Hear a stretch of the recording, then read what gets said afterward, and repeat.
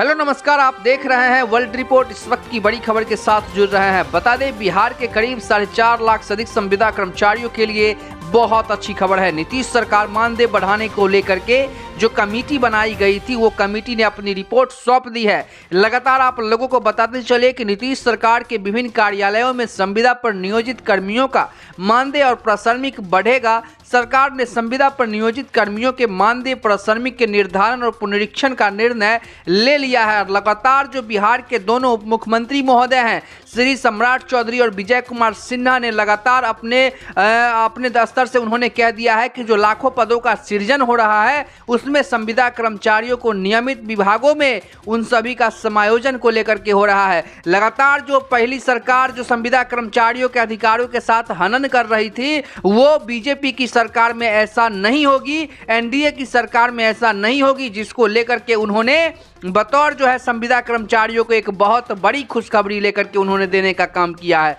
लगातार जो संविदा कर्मचारी हैं, उन सभी के मानदेय अभी के समय में कम से कम 30,000 रुपये से कम नहीं होनी चाहिए। इसको लेकर के भी सरकार को तंज कसा गया है। और आपको बता दें, जो बिहार के पूर्व उप मुख्यमंत्री थे श्री तेजस्वी यादव ने दौरा के समय उन्होंने सरकार पे तंज कसा कि हम जो 10 लाख नौकरी दे रहे थे, हम जो संविदा कर्मचारियों के क्षेत्र में काम कर रहे थे, उसमें हमें कहीं न कहीं रोकने के लिए सरकार की पलटीबाजी हुई है। जिसको लेकर के उन्होंने जब सरकार पे तंज कसा, तो बिहार के उप मुख्यमंत्री श्री सम्राट चौधरी और विजय कुमार सिन्हा ने ऐलान कर दिया है कि तमाम विभागों के जो बिहार के संविदा पर नियोजित कर्मियों के मानदेय और बिहार के जो भी कार्यालय में काम कर रहे संविदा कर्मचारी हैं, चाहे दैनिक वेतन भोगी कर्मचारी हो, आउटसोर्स कर्मचारी हो, या फिर आप ठेके पर काम कर रहे कर्मचारी हैं, तो आप सभी के लिए बहुत अच्छी खबर के साथ साथ बहुत बड़ी खबर है।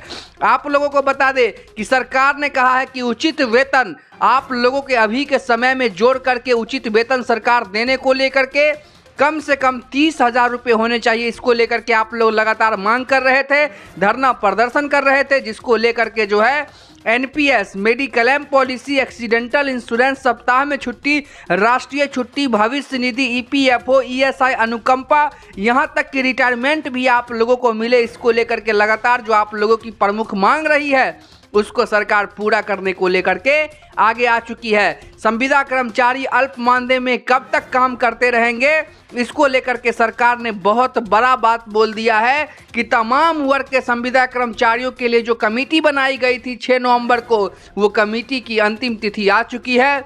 कमेटी ने अपना रिपोर्ट सौंप दी है।